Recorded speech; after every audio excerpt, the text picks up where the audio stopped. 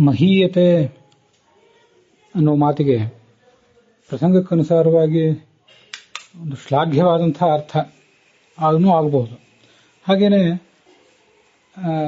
ಒಬ್ಬ ವ್ಯಕ್ತಿಯ ದುರ್ಗುಣವನ್ನು ತೋರಿಸುವಂತಹ ಅರ್ಥನೂ ಅದಾಗಬಹುದು. ಸಹ ವಿಷ್ಣುಲೋಕೆ ಮಹೀಯತೆ ಅಂದ್ರೆ ಮತ್ತೆ ತಸ್ಯ ಬ್ರಹ್ಮಣೋ ವಿಜಯೇ ದೇವ ಅಮಹಿ ಅಂತ ಅಂದ್ರೆ ಈ ಎರಡು ಕಡೆನೂ ಕೂಡ ಬೇರೆ ಬೇರೆ ಅರ್ಥಗಳಿವೆ. ಎರಡು ಕರ್ತರಿ ಪ್ರಯೋಗವೇ ಇದು. ಹಿಂದೆ ನಾನು ಇದನ್ನು ಹೇಳಿದ್ದೆ. ಮಹೀಂಗ್ ಪೂಜಾಯಾಮ್ ಅನ್ನೋ ಧಾತುವಿನ ಕರ್ತರಿ ಪ್ರಯೋಗ ಇದು. ಮಹಾಪೂಜಾಯಾಮ್ ಧಾತುವಿಗೆ ಪೂಜೆ ಮಾಡ್ತಾನೆ ಅಂತ ಅರ್ಥ ಆಗ್ತದೆ. ಅದರ ಕರ್ಮಣಿ ಪ್ರಯೋಗ ಮಹ್ಯತೆ ಅಂತ ಆಗ್ತದೆ, ಪೂಜಿಸಲ್ಪಡ್ತಾನೆ ಅಂತ. ಇಲ್ಲಿ ಮಹೀಂಗ್ ಪೂಜಾಯಾಮ್ ಅಂತ ಏನಿದೆ ಇದು ಪೂಜೆಯನ್ನು ಸ್ವೀಕಾರ ಮಾಡ್ತಾನೆ ಅಂತ ಅರ್ಥ ಆಗ್ತದೆ. ಎರಡು ಕಡೆ ಪೂಜಾಯಾಮ್ ಅಂತಾನೆ ಇರೋದು. ಆದ್ರೆ ಸಂದರ್ಭಕ್ಕೆ ತಕ್ಕಂತೆ ಒಂದ್ ಕಡೆ ಪೂಜಾ ಅಂದ್ರೆ ಪೂಜೆ ಮಾಡುವುದು ಅಂತ ಅರ್ಥ, ಇನ್ನೊಂದು ಕಡೆ ಪೂಜಾ ಅಂದ್ರೆ ಪೂಜೆ ಮಾಡಿಸಿಕೊಳ್ಳುವುದು, ಗೌರವವನ್ನು ಪಡೆದುಕೊಳ್ಳುವುದು ಅಂತ ಹೀಗೆಲ್ಲ ಅರ್ಥ ಆಗ್ತದೆ. ಇದು ಇಂಗ್ಲಿಷ್ನಲ್ಲಿ ಕೂಡ ಈ ಥರದ್ದು ಅರ್ಥ ವ್ಯತ್ಯಾಸಗಳನ್ನ ಕೋಶಗಳಲ್ಲಿ ಕೊಟ್ಟಿರ್ತಾರೆ. ಟು ಡೂ ಕರ್ತರಿ ಪ್ರಯೋಗ, ಅದಕ್ಕೇನೆ ಯಾವುದೋ ಒಂದು ಧಾತುವಿಗೆ ನಾನು ದೃಷ್ಟಾಂತವಾಗಿ ಹೇಳಿದೆ. ಮತ್ತೆ ಅದನ್ನೇ ಟು ಬಿ ಡನ್ ಅಂತ ಹೀಗೂ ಕೂಡ ಅರ್ಥ ಕೊಟ್ಟಿರ್ತಾರೆ. ಉದಾಹರಣೆಗೆ ಬ್ರೇಕ್ ಅನ್ನುವಂಥ ಕ್ರಿಯಾಪದ, ಅದನ್ನು ನಾವು ಇಲ್ಲಿ ನೋಡಬಹುದು. ಅದು BREAK ಬ್ರೇಕ್ ಅಂದ್ರೆ ಮುರಿ ಅಂತ ಅರ್ಥ ಏನಿದೆಯಲ್ಲ, ಆ ಧಾತು ನಾನು ಹೇಳ್ತಿಲ್ಲ.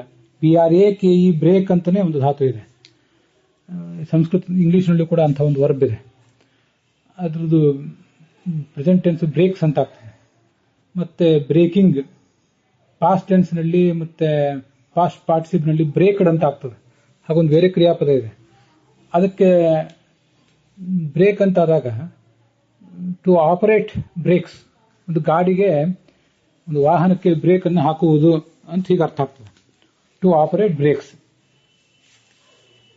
ಅಂತ ಹೀಗೆ ಪ್ರಯೋಗ ಮಾಡಿ brake the vehicle to stop, ಇದು ಅಕರ್ಮಕ ಪ್ರಯೋಗ. ಟು ಬ್ರೇಕ್ ದ ವೆಹಿಕಲ್ ಅಂತ ಹೇಳೋದಿಲ್ಲ ಅವರು. ಶಿ ಬ್ರೇಕ್ಡ್ ಟು ಸ್ಟಾಪ್ ಅಂತ ಇಷ್ಟೇ ಪ್ರಯೋಗ ಮಾಡ್ತಾರೆ. ಅಲ್ಲಿ ಇದು ಕರ್ತರಿ ಪ್ರಯೋಗ. To be stopped or slowed, ಇದು ಇಲ್ಲಿ ಕರ್ಮಣಿ ಪ್ರಯೋಗ ಇದೆ. ಹೀಗೆ ಒಂದೇ ಧಾತು ಇದು ಬ್ರೇಕ್ ಅನ್ನುವುದಕ್ಕೆ ಟು ಆಪರೇಟ್ ಬ್ರೇಕ್ಸ್, ಆಮೇಲೆ ಟು ಬಿ ಸ್ಟಾಪ್ಡ್ ಇದು ಎರಡನೇದು ಕರ್ಮಣಿ ಪ್ರಯೋಗ. ಕರ್ಮಣಿ ಪ್ರಯೋಗವೇ ಆಗಲಿ ಅಥವಾ ಒಂದಕ್ಕೆ ಬ್ರೇಕ್ ಹಾಕುವಂತ ಅರ್ಥ, ಇನ್ನೊಂದಕ್ಕೆ ಬ್ರೇಕ್ ಹಾಕಿಸಿಕೊಳ್ಳುವುದು ಅಂತ ಅರ್ಥ. ಹೀಗೆ ಇಂಗ್ಲಿಷಿನಲ್ಲಿ ಅದನ್ನೆಲ್ಲ ಸ್ಪಷ್ಟವಾಗಿ ಕೋಶಗಳಲ್ಲಿ ಕೊಟ್ಟಿರ್ತಾರೆ. ಆದರೆ ನಮ್ಮ ಕೋಶಗಳನ್ನು ನಾವಿನ್ನೂ ಹಾಗೆ ಡೆವಲಪ್ ಮಾಡಿಲ್ಲ. ಮಹೀಂ ಪೂಜಾಯಾಮ್ ಮಹಾಪೂಜಾಯಾಮ್ ಅಂತ ಎರಡು ಧಾತುಗಳನ್ನು ಅಷ್ಟೇ ಹೇಳಿ ನಾವು ಬಿಟ್ಟು ಬಿಡ್ತೇವೆ. ಒಂದು ಕಡೆ ಪೂಜೆ ಮಾಡುವಂತ ಅರ್ಥ, ಇನ್ನೊಂದು ಕಡೆ ಪೂಜೆಯನ್ನು ಸ್ವೀಕಾರ ಮಾಡುವಂತ ಅರ್ಥ. ಪೂಜೆಯನ್ನು ಸ್ವೀಕಾರ ಮಾಡುವುದು ಅಂದ್ರೆ ಅದು ಒಳ್ಳೆ ಕೆಲಸವೇ, ಅದರಲ್ಲೇನು ತಪ್ಪಿಲ್ಲ. ಆದರೆ ತಸ್ಯ ಬ್ರಹ್ಮಣೋ ವಿಜಯೇ ದೇವ ಅಮಹಿ ಅಂತ ಅಂದ್ರೆ ಅಲ್ಲಿ ಅವರು ಪೂಜೆಯನ್ನ ಸ್ವೀಕಾರ ಮಾಡಿದ್ರು ಅಂತ ಇಷ್ಟೇ ಅರ್ಥ ಅಲ್ಲ, ಅಲ್ಲಿ ಅಹಂಕಾರ ಪಟ್ಟರು ಅಂತ ಅರ್ಥ.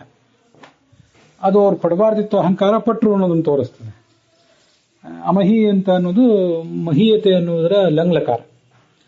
ಮತ್ತೆ ವಿಷ್ಣುಲೋಕೆ ಮಹೀಯತೆ, ಅವನು ಹೀಗೆ ಸಾಧನೆ ಮಾಡಿದವನು ಭಗವಂತನ ಲೋಕದಲ್ಲಿ ಮೆರೀತಾನೆ, ಅಲ್ಲಿ ಗೌರವವನ್ನು ಸ್ವೀಕಾರ ಮಾಡಿಕೊಂಡು ಶೋಭಿಸ್ತಾನೆ, ಮಿಂಚ್ತಾನೆ ಅಂತ ಹೀಗೆಲ್ಲ ಅರ್ಥ ಹೇಳ್ತಾರೆ. ಮಹೀಯತೆ ಮಹತಿ ಚ ಅಂತ ತೈತರಿಯ ಉಪನಿಷತ್ನಲ್ಲಿ ಕೂಡ ಪ್ರಯೋಗ ಇದೆ. ಹೀಗೆ ಅಲ್ಲೆಲ್ಲ ಭಗವಂತ ಮಹೀಯತೆ ಪೂಜೆಯನ್ನು ಸ್ವೀಕಾರ ಮಾಡ್ತಾನೆ, ಮತ್ತೆ ಮಹತಿ ತಾನು ಪೂಜೆಯನ್ನು ಮಾಡ್ತಾನೆ ಕೂಡ, ಹೀಗದ ಅರ್ಥ. ವಿಷ್ಣುಲೋಕೆ ಮಹೀಯತೆ ಅಂದ್ರೆ ಅದೂ ಕೂಡ ಗುಣವಾಚಕವೇ. ಹೀಗೆ ಇಲ್ಲೆಲ್ಲ ಅದು ಗುಣವಾಚಕ. ಆದರೆ ದೇವಾಹ ಅಮಹಿ ಅಂತ ಅಂದ್ರೆ ಅದು ದುರ್ಗುಣವಾಚಕ, ಅದು ಅವರ ಅಹಂಕಾರವನ್ನು ತೋರಿಸುವಂತಹ ಮಾತು. ಹೀಗೆ ಒಂದೇ ಶಬ್ದ ಅಮಹಿ ಅಂತ ಅದು ಲಂಗ್ಲಕಾರವೇ ಇರಲಿ ಲಟ್ಲಕಾರವೇ ಇರಲಿ, ಅದು ಆ ವ್ಯಕ್ತಿಯ ಒಂದು ದುರ್ಗುಣವನ್ನ ಮತ್ತು ಸದ್ಗುಣವನ್ನ ಬೇರೆ ಬೇರೆ ಸಂದರ್ಭಾನುಸಾರ ತೋರಿಸ್ತದೆ. ಹಾಗೆ ಪ್ರಯೋಗ ಮಾಡಿದ್ರೆ ಎಲ್ರಿಗೂ ಅರ್ಥ ಆಗ್ತದೋ ಇಲ್ಲೋ, ಎಷ್ಟು ಅರ್ಥ ಆಗ್ತದೆ ಅಂತಂದ್ರೆ ಹೇಳೋದು ಕಷ್ಟ. ಅಂತೂ ಶಾಸ್ತ್ರದಲ್ಲಿ ಈ ಪ್ರಯೋಗ ಇದೆ. ಕಾಠಿಕೋಪನಿಷತ್ತಲ್ಲಿ ತಸ್ಯ ಬ್ರಹ್ಮಣೋ ವಿಜಯ ದೇವ ಅಮಹಿ ಅಂತ. ಗೆದ್ದದ್ದು ಪರಮಾತ್ಮ ದೇವದಾನವರ ಯುದ್ಧದಲ್ಲಿ. ಆದರೆ ಅದರ ಅಹಂಕಾರ ಬಂದದ್ದು ಈ ದೇವತೆಗಳಿಗೆ. ಅಸ್ಮಾಕಮೇವಾಯಂ ವಿಜಯ ಅಸ್ಮಾಕಮೇವಾಯಂ ಮಹಿಮಾ ಅಂತ. ಇದು ನಮ್ಮದೇ ವಿಜಯ, ನಮ್ಮದೇ ಮಹಿಮೆ ಅಂತ ಅವರು ಅಹಂಕಾರ ಪಟ್ಟು ಬಿಟ್ಟು ಅಂತ ಅಲ್ಲಿ ವರ್ಣನೆ ಮಾಡ್ತಾರೆ. ನಾವು ವ್ಯವಹಾರದಲ್ಲಿ ತರಬಹುದಾದಂತಹ ಒಂದು ಪ್ರಯೋಗ.